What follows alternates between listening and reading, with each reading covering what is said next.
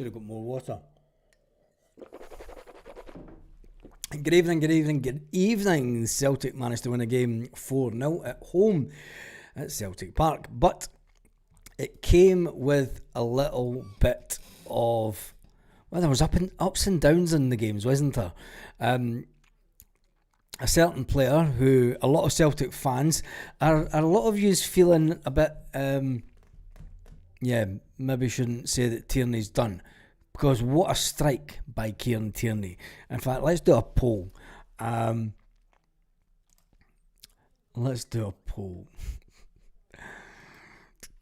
Of an evening.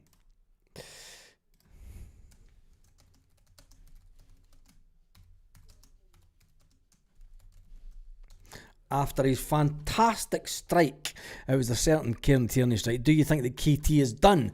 A lot of people were saying, Kieran Tierney is done, he's past it, he's never going to be what he was at Celtic before.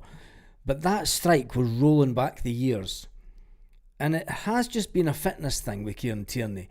And when he gets back up to speed, and when he gets back up to a full season being under his belt, you're not telling me there's been a lot of players that have played at Celtic over the years. And I think the biggest one was Henrik Larsson. When we all seen the way that Henrik Larsson snapped his leg, he went on to be a fantastic player for Celtic. A lot of people are jumping the gun with Kieran Tierney, and it's not reactive. I mean, I've said that, look, he's had a lot of injuries during his career. It will take him time to get back up to playing a regular amount of games. But one thing you cannot take away from Kieran Tierney is class.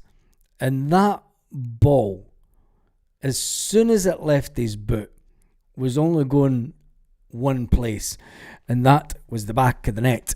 And in other Celtic news, Martin O'Neill obviously spoke after the game today, and he acknowledged that it was emphatic in the end. He stressed the importance of scoring the first goal, builds the early confidence. He praised the players for the energy and the response after the disappointment in the game the other night. He was delighted for young Johnny Kenny scoring again. Cracking goal for Johnny Kenny. He says that will build the confidence of the player. He praised the players, Martin O'Neill, for the energy in response to the disappointment. He said getting the second goal was important to secure control of the game. He spoke about Kieran Tierney's performance, Martin O'Neill, and he said that he praised Kieran Tierney for that goal in the second half. He notes the struggles that Kieran Tierney's had over the years, and he said, look, I know that Kieran's had a lot of injuries, but he shows glimpses.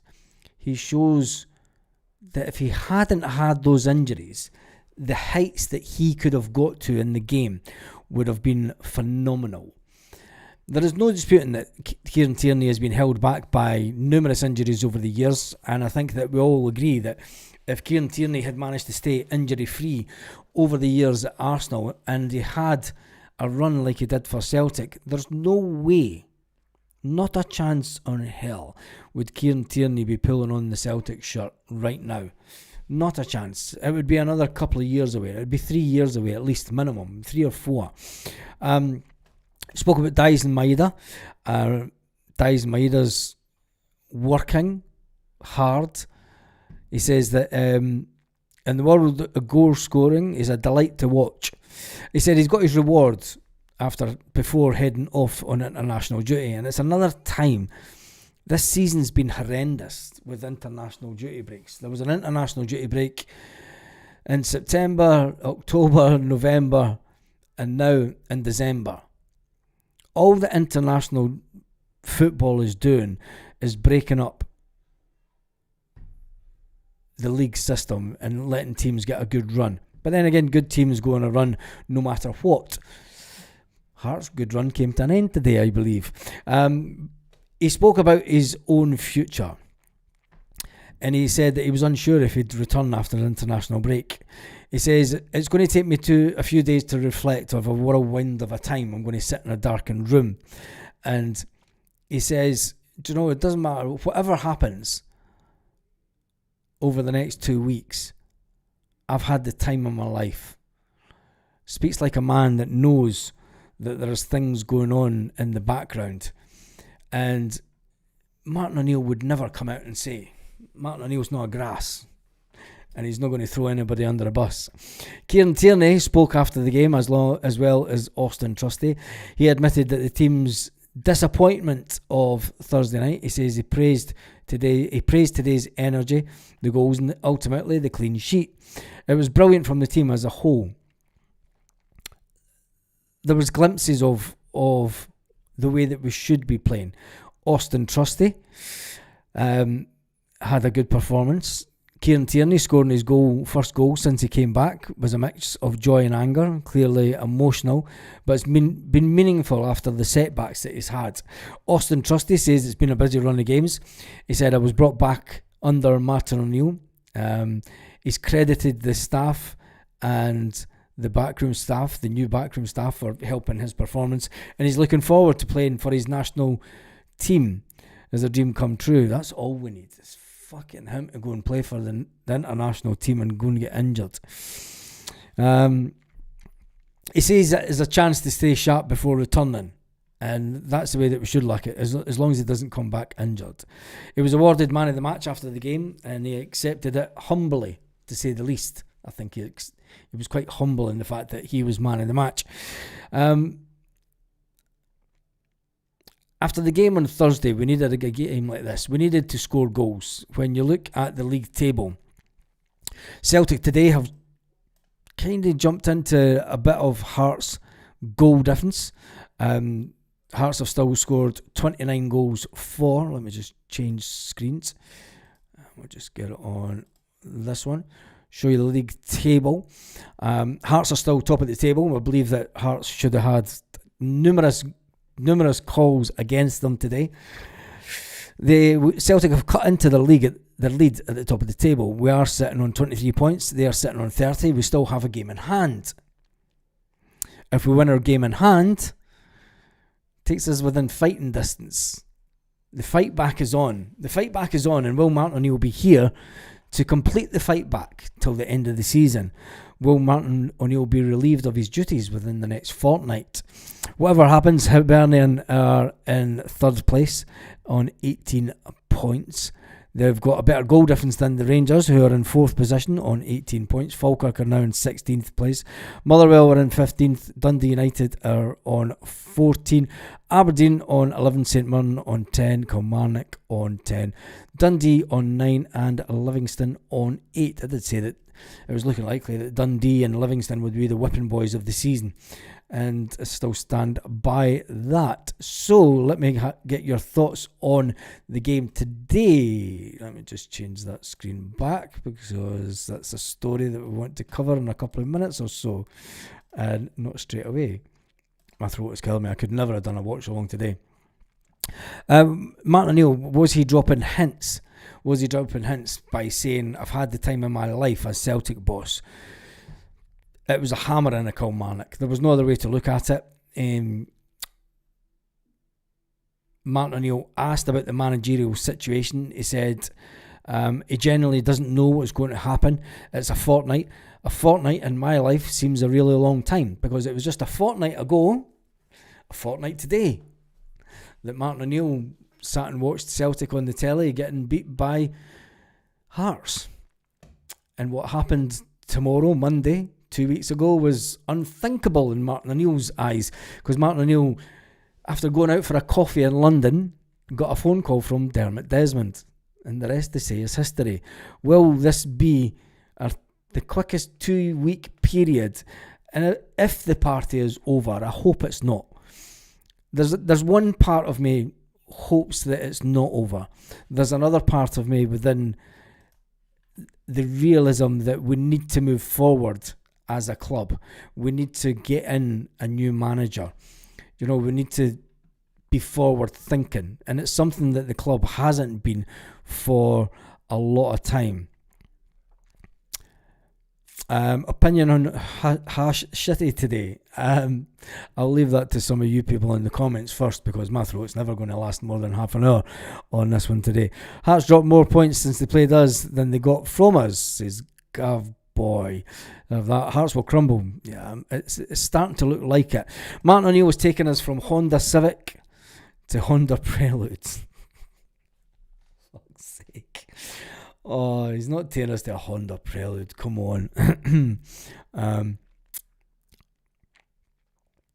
He's not taking us to that. Really? Third game in a row, man of the match, talking about Austin Trusty. It is interesting, isn't it? And Trusty, I mean, he was fantastic today. He was good. Hopefully an international break helps get players' fitness.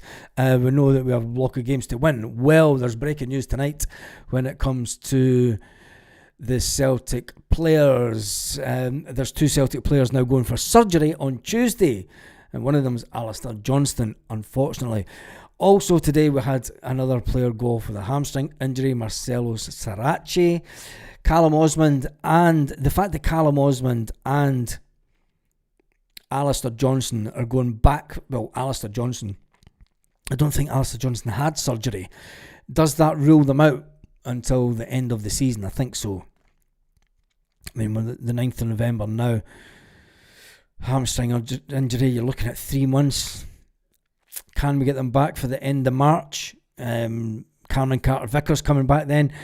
There's one thing for sure, is whoever comes in as Celtic manager over the next few weeks or months will have an absolutely monumental window. Celtic in the next window will have to spend like it's a summer transfer window. If they want to retain the league, if they want to think forward and plan for the summer, and if they want to qualify for the Champions League, they need a monumental shift of players coming into the club like we normally. I mean, I'm now thinking that we need to bring in anything between 6 and 8 players in the next transfer window. Baz, do you think that Celtic and KT himself caused the problems as he's now playing with injections, etc.?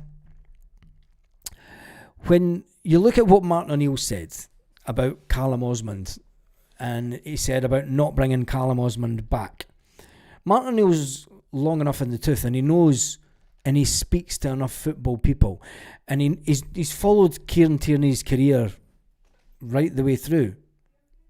Do you know, he's followed Kieran Tierney, and he said today, he said that was a sign of Kieran Tierney. If Kieran Tierney hadn't had the injuries, Martin O'Neill said when Callum Osmond got injured, the important thing with Callum is not to bring him back early, is not to force the issue, is to allow his body to fully recover 100% and then play him. Because then you'll just get the reoccurrence of what's happened to Kieran Tierney. And for as good as Callum Osmond could be, the potential is there. You've also got the potential to ruin a player's career. Not that Kieran Tierney's career has ever been ruined, but it's not had the success that he would have wanted. I always believed that Kieran Tierney would leave Arsenal and go and play in Spain. He got his wish. He managed to play in Spain. And maybe that's when he done that, he thought, do you know what, I've played there, I've got injured, I'm coming back, I'm going to run out my career at Arsenal. He knew the chat was already there for him going to Celtic, and he maybe thought, do you know what, it's an easy way. I've done what I wanted to do. I won something in England. I mean, Kieran Tierney's going to look back on his career, and he's not going to have a lot of niggling doubts. If only. Let's be fair. He won trebles at Celtic. He won when he went to Arsenal. He played in Spain. It was always an ambition to him to play in the highest league in Spain, and he'd done it. And you might say it was only for a year and he was injured for half that year, but it's a little tick box thing that he ticked off. And now that he's back at Celtic, maybe he's in a place where the people fully understand him, and they will allow him not to play him in certain games. They'll play him in so many games and then not play him, allow his body to fully recover. So it gives them the longevity. A lot of people said when Scott Brown came in, when Brendan Rodgers came into Celtic, Scott Brown's legs were gone. He was done. He could never play on a Brendan Rodgers team. He went on to be really successful.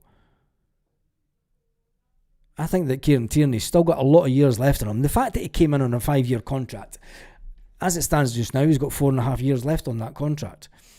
You're not telling me a guy that's at his age, and if he works out right, if he trains correctly, if the management uses his body in a way not to harm it or aggravate anything that may be there, you've still got a fantastic player on your hands. So you never know. Yeah, maybe Celtic did cause a lot of the problems in the early days. Hopefully international breaks help players get their fitness back. Let's hope so. Was that the game? Young Poosie, well done. It's interesting because there was guys that were at the East Fife Celtic game that said Poosie was an absolute shit show. But you can't come through the Manchester City, setup if you're a bad player. And I would say that he had a good game today. Had a good game, playing out of position. A couple of times he turned back and you're thinking, but then that's the centre half in him. Do you know, you could see that his favoured position is centre half and not out in the wing where he's meant to go further forwards. But yeah, I thought he had a fantastic game. We'll talk about the players in a couple of minutes. Who said you couldn't play two left footers in the middle? Scales and Trusty were brilliant. Callum played great today. Why we're 3-0 up? I'm going to give the boy a rest because Paulo Bernardo wasn't in the team today. I wish someone had asked Martin O'Neill about why and what is the situation with Paulo Bernardo. Opinion about Harsh Shitty today. Tell me your thoughts in the comments about Harsh Shitty. All I'm saying is I went to one Celtic pub. It wasn't a Celtic pub, it was an Irish pub that was full of English.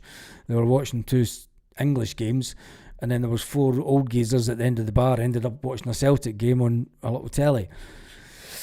So I seen the first goal go in, and then I walked into another pub that is a Celtic bar. The farts will collapse shortly after today. Yeah, I think so. KT passed back too much. Yes, he scored. Too slow going forward. When the ball goes forward, Celtic have fast players up front, says Joseph. There we go. We all have our own opinions. Do you know what I mean? Give Martin O'Neill the final. Let him bow out that way. That would be the good thing to do. But you know that Celtic need to wait until the finals too late. Maybe if Celtic can bring in another manager, there's no way that's going to happen, though, is it? Because you want someone in. I mean, I know what you're saying, James, but then it leaves it too late for the next window. And we need to build this window for next season. This is more important. This coming window is more important than any summer transfer window. And the next week and a half is important for Celtic because we've got an AGM that's coming up, so it'll be interesting to see what the retrobates and the main stand say with regards to that. And it was good to see that the Green Brigade were still in attendance today. That's all that I'm saying on that matter. We go on. Hopefully it goes to the last game of the season on the 40th anniversary of Albert Kidd. Nah, it's not going to do that. They'll fall away. Serious question needing asked. The coaching and physio team, too many of our players are getting injured far too easily now. Yeah, they are that.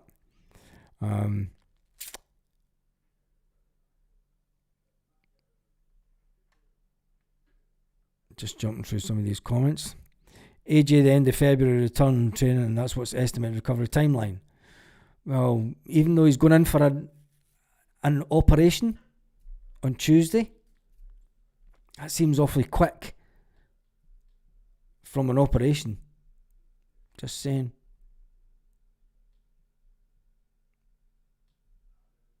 Seems awfully quick. Especially if he's only going in for an operation on Tuesday, the same as Osmond. Because there was something that came out. And that was Martin O'Neill that said that today. That's not me making it up. Go and check it out if you want. But anyway, There's been another Irishman who has came on a short list, who's been mentioned. Brian Barry Murphy is now on the short list also.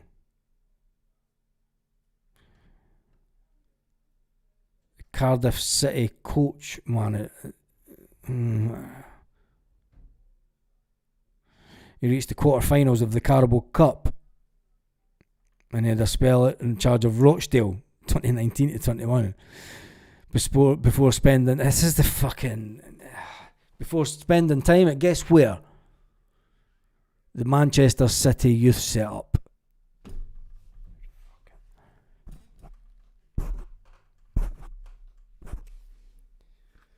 Honestly, we need to get away from the City group. I'm sick to death with being mentioned with the City group all the time. It's absolutely unbelievable that. Anyway, what an interesting team today. When you talk about the fact that there was quite a few players scored goals today, it was highly entertaining at points by Celtic. There were parts of the game where you thought maybe we should have had a penalty. We'll not talk about that. Dies Maida getting pushed off the ball. I mean, if you're that type of club, you can talk about it. Johnny Kenny obviously scoring on the 10 minutes. Cracking goal from him again. Marcelo Sarachi going off. Kieran Tierney scoring on the 51 minute. I didn't realise it was so early in the second half.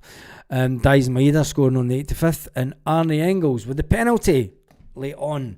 Arne Engels with the penalty late on. My throat is done today. I think I need a break myself. But when you look at the table, it is looking a bit better this evening for Celtic.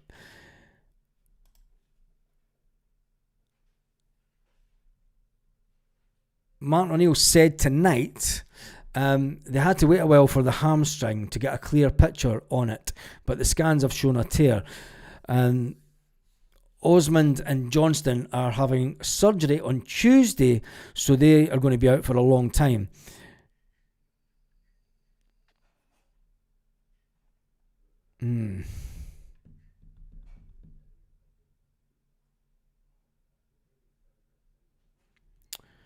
Johnson's out for longer than March.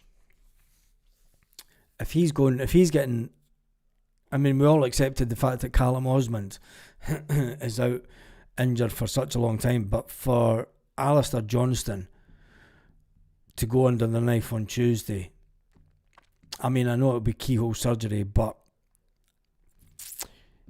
I think he's another one that can wave bye-bye to the World Cup, which is devastating for him, because you've got to remember it was the World Cup that Alistair Johnston was first noticed by Celtic fans.